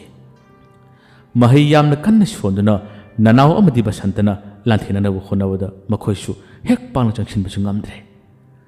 adubu asom nakandagi sonthana lawrbu khonjel asidi nanaw ri tai nanaw na harmi basanta nang phajabi kalso ai som nakanda lanthena gi haduna hai basanta na harmi ngai khoi taw sangladi punna changse masigi phatab singse hana losilase harga mamit usilaga laison solari nanaw na harmi adu yaroine masi singkidi aini ngamngani asom nakalamudi nang pakthar ka chalo amai bu lukero talo nangi nuksijabi phajabi se nang nakallo nang chalo haduna hai adu basantana punna chatmina si haduna nghaktang ladinge matam masidi nanawdi he na haisinga mini khudong thiwa lakadu khudi musingsu mana hana ubani khangmani masidagi o fare punna changla si haduna hasinaraga makhoi ani mai adum sondana asomda leiriba saro singamadi amaibu lukena thadoliba singaduga lanthena matam masida nanawna nakalamromdagi mai sondana mahak chenkibani basanta laison sondana magi mai kanna tharare khitang nemtharaka matamda mana nanaw yelapani nanaw leibu udre nanaw haduna ani omlukti kawe adu asomda fatta basaro sing naksilapana maram oraga basanta yamna kanna laison sondana lanthinari thengkainari asom nakalomdana phajabi kanna kaplare amaibu lukena mabu magi mahigi matengna masam laktuna singlare adabu mikup kharagi matungdadi amaibu lukena singlabadugi maige yemangtada nanaw mangmaktada magi mangda thatlaga leikibane nanaw na mangna thatlaga leirambadu ubada amaibu luke yamna ngakhirame masam laktuna singlamadu ngaktang thadokki aduga saroi sing changsilaktuna nanaw gu lanthingna bahore nanaw gi mahi gi matengna saroi sing loina ngakthole amaibu lukena mahi sondna nanaw ga makhoi ani lanthingne amaibu luke magi mahi kwatnate kalla mahi kaya ama thabada nanaw da karimta tawbu ngamdre nanaw gi mahi namuk tharak matambadi amaibu luke maning halle nanaw so pen daba sauning ma kaya aduna magi sathiba mahi sing laison tharakpada amaibu luke khangda ware asom nakanasu basantana mayamase hekata khairibani landaribani makhoi sing maigai salai khangdana koi ngaudana ko chen chalaka matam masida luke se maikhi da habache masan khangjare phajabisu wa khiba chaina kholaduna maram moraga matayam namak tumina tarak leribani kapsu kaplibani luke da nanawgi kalba mahi kayamna thabada luke hadakti ngakthokpa ngamlaktre masatiki ikheng thokpa horokle ma hojikti chaina achina maram oraga khudong thibi yamna kanna tar habse ma masana khangjare masidagi mathang charoi singi mateng tum tharakpada location nakalamda dum paithol amadagi hojikti pup ana manak amda taki taribado atai kanak so manakta natre phajabina nakalamda targa leribadu manakta masoi tasilubane masidagi loke haraukre phajabina nahire kaplibadu obadagi phajabigi masamda mana ta paikre aduga nanawdi yangduna hai nang engonda kari to bangmane nang aibu hat pungamudra halo nang na aibu hat ngai nupi macha se aina hana halagani haduna amaibu lukena kanna nokhalai nanawsu phajabi mamanga thamduna adunna lukena thalaga thambadagidi nanaw lukeda karimta tawbu ngamdre lukena kanna nokpa magi pambai ma phangmudo adu uba matamda nanawna hai nupa warabadi nupa thona lanthing nasi थादो नुपीरो थादो इबानी पांगल चांगेनसे इबानी महाईदो अरबसु कनाने हेनगे हाबदो यंगनसे थादो हादुन हाय अदबु लुकेन यादे हजिक्ति नंगसु खुदोंग थिबु तारगने अदुग नुपी असिदी मिकुप असिद अइना हालगने हादुना हेक्ता लुकेन मुक्लग लेरमे फजबी यामना कन्न कपलदे लुकेगी यामना साथीबु वासक अमा लै महांगना करिगुम्बा तंगाई फदना लानफमदा नत्रगा करिगुम्बा नादुना सिबा तारबसु मागी शिरमदाइगी मतमदा मागी मांगदा कनागुम्बा महाना सिहल्लगा मदुगी असिबुदुबु यंगलगा मासु सिगने हाबसे लुकेगी वासकने अदुना हजिक्ति मा माइथिगदरे हाबसे खंगबसिना मरम ओरगा नुपी असि हालगा नुपी सि सिरा मतुंगदा मासु नोंग सिगी हाबसे मागी वासक ओरई मसिदगिने मसमदा लाक्तुना अमदि नुपी असिबु नुपादा फुबदोना पंथा थाजिलकपने ननाव चंखिलकप ngamde मही थाबसि यादे नुपी असे चैना खांगरे मसिगी मतम मसिदा लुके ममित उष्णुन मही सोनख्रे अदुगा नुपी असे माना फारमुनु थादोलगा चलो खोंथांग अमनि थांगोने चलोने हादुना नुपी असे चलहलमे अदुगा मागी मही लाइसोलद सोलगा नुपी सिदा थारगा माना हालगे तरपने असुमना लाइसोन सोनना हेक लंगलके तब मतम मसिदने कदोमदगिनो खंगदना याम ngलब महीगी मतेंगना ननाव खंगपाई पासिलक्के साथिरबा मदुगी मही अदुना अदमक ननावरो थाखिरमे ननावरो थाबगा ननावदो चाइना अदु फंगो मतमदा इ लावरगा महक लुकेद कोनसिले कोन ननावगिसु मागी कल्लब साथिरबा महीना लुकेगी मखौरद थाखि असुमना लुकेदी मखौरी ngaksham aduda hek thaga mahi aduna panu matamda luke bikup asida adumak sirare nanaudi masadu lingam sangam dabana masu masindagi I oraga mahak longna taraga lerame ngasai makai pairamba ngauramba saroi khudimak sing loina mangkre luke hek sikibadagi yamna yangna asomda basanta chenchilai nanaw haduna lauduna chenchilai नकलमदा फजबिसु तारगा लेरदि चाइना अदुन मरम ओरगा मासु यानु वारदिबनि ननाउसु लुकेगी यामना कल्लब साथीरबा मी शिबगे महिरो थारक मतमदा पालुबदुना मासु यामना वाना इ फाबु ओदुन मा खांगनरि लुके हेक सिखिबगा युमगे मंगोलदा आदल लेहौबा अमाइबा मनिराम माना मतम कुइना मागी वखलदा कावरंबा लाइसोन खुदिमक सिंगमदि लाइरकि लारोनसिंग मथंग मछा मतुन निसिंगलपनि मसीदगी अमाय मनिरामना ए करिनुने अमोंद फौरबसु करिनुने हादुन मासे वाखल मखलै मसीदगी याब्रे यंगलगे हादुन मागी हानगे अरिब लाइसोनसिंग सोदना माना सरोय थादुना मखोयसिंग अदु कदायदा लैबनो हादुना यंगहन्ना मतमदा ओइदबा खुदिमुसिंग अदुगी पाउदम अमायबा मनिरामना तमलबा मतमदा अमायबा मनिराम थवाय यामना चाले मसुनुपी पुदुना नुमिदांग असिदा मखोंगरु Chatap ngamboi ngamdaboi shigli tawduna lakirame asomdana basantana kaptuna magi mamanabana nabu pamkhalle fajabisu nakalamada phana warbasu mahagna matawdu oda masu manakta phamthaduna kapi aduga nanawu mit singnaba mabu kasum tawre haduna fajabina suwa hairari basantana kaplaga nanawu yengduna hai daw nangadum tawgano नंग एवं थादोक्तुना चटपे यारोय इबानीगी पुंसीदी करन तारगा लापने अहि नंग लेत्रबदी अइना करन कनारा तागने अइना ओइद पादा थबक तौबसे कनारा तौगने नंग लेजबगे अइना चाउथोकजबने अइदि महि यामना कन्ना हाइबा नते नंगी मपाना अइना खुदिमोसिंग सेंगमजबने नंगेबु थादोक्तुना चक्किनो फजबिना सुकबलगा हाय ननाव नंग के सुम तौरये नंग चटपे यारोये अैगी थवाई कन्नब होनबदा नंग अदुमना अवाब खुदोंग थिबा ताबा यारोय मिकप असिदा ननाव सिदबने मखोयना ngangleba wa खुदिमोसिंग दो ताय ननावना हाय अै कसुम तौरोय खुंजासिंगी अवाब लोयना फरगने नखोयगी अकीब खुदिमकसु लोयना कोलगदबने अैदि मतम पुनमक्ता नखोयगी पुनगदरिबने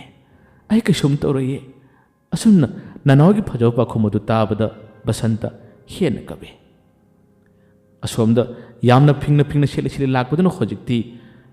थोइबिचा अमदी मागी मपू यौसिलक्रे हेक योरपगा ननाबु पंखुतुना असुमना बसंतना लैरिबा अमदी नाकंद फजबिन कपलिबदो उबु मतमदा थोइबिचा मंगा चप मानक्रे खंगौदना मागी मतौदबु उबदा ममित इराजले ननाउना सैना खांगना खांगना वांगांगलिबसे हजिक अमाइबु मनिराम अमदी मसु नुपीदु योरकले हाइबा माना खांगदे ममानोबु येंदुना माना हाय इताव नंगना नोंग हेक nganbaga खुंजासिंगी चिंगनाबु खुदिमक्सि लोइना कोहल्लुको अइगी पुंसिसिदा अइना ख्वाइदा चाकचखिबा अइना ख्वाइदगी ngaujakiba amakhakte अइगी चिनबा लसिना मंगोंदा वा अमा फाउदि हाइबा ngamlamtre अइ अरोइबा मिकुप असिदा माबु अमुक्तंगदि येंगनिंगबने अदुबु अइगी मिचिना माबु उबदि फंगद्रे असुमना वासी हाजुना हेक माइजि लेथरको मतमदा मागी मित्ता थोइबिचान मपी इरा चेलगा मनाक्ता लेबलिबसे ननाउनु उरई थोइबिचाबु हेक उबदगी ननाउ मांगना चाइना फन खांगलबसु फन वारबसु नोकमी तौदनी येलई अदुगा अमाइबु मनिरामसु माना उरे माना मखोय अनिबु येंदुना अइ कसुम तौदे फरे अइ फरबने ओजा अइ कसुम तौदे खुंजासिंगसु हानगुम इंगना चिकना मरासेना लैबि यारने अइ कसुम तौदे अइ कसुम तौदे हादुना नोकमी तौदना माना हाइरकपु वाहिसिंग अदु ताबदा अमाइबु मनिरामसु कबे अदुगा थोइबिचादी तौफम खंगदबना मा पंकपत कबे थोइबिचागी ममितगी मपि सिंथरकपा मागे थवाइ चाकपदु उबदा ननाउ नोंगना कसुम तौदे हादुना अनिरक अहुमलक हाइरमलगा ममिल अदो मंगुंदी येना मिट पांगना अदमु अरोइबु यहिप तानकी मतवुदु उबदा खुदिमक्सिंग अदो थमोय काइनकी खुदोंग थिबा कया ngakthokpiramba खुदोंग थिबा कया कनबिरamba ननाउ अमाइबु लुकेना फत्रबा अमाइबसिना ताइबंग थादोखिबदा मासु तुम यावदुना चक्की मपुदा चेतना कोलगा थोइबिचाना कन कपकी पुपु अइगी लेवक्सि याम थिए पुपु अइसिबु ममांगी मपोक्ता करी काइखिबनु पुपु अइगी लेवक्सि याम थिए हादुना मपुदा कोलगा माना कपकी असुमना ममानबनी चेना पुलंबा लोइनरंबदो ngasiदी मपांग काइनरबा चेकला अमगी मोंगदा बसंता हाइनिंग सिनिंगबा करिमत फाउखिदे ममांग थक्ता मागना नावगा पुनखिबा लोइनगिबा थौदोक कया निंगसिंग मा पुबा थांगबा ngamdana ममानबदगी मोंगफमदा लाक्तुना माना तत्तना कपकी माना सोलकी मपोंग अपो खुदिंगदा मरुप नंगुमदी फंगचु फंगनरोय नंग अमुक्तदी मरुप अइगी नाक्ता लाखोने हादुना ममानबगी मोंगफमदा यामा तोयना कपकी थोइबिचासु मपी कंगदना अदुमक माना नुक्सी फंगदोनखिदबा तारबसु ननाउगिदमक मा वखल यामना चाकी खुंजासिंगदी अवाबु कोख्रे अदुबु ननाउ नुक्सीबिगी ममीदी खुंजासिंग अमदी मागे मरुप अमदी थोइबिचागी थमोयदा अदुमक लेंगदना लेहौकी असुमना अखोइगी वरी मचासी मतांग असिदा लोइसिनजरे।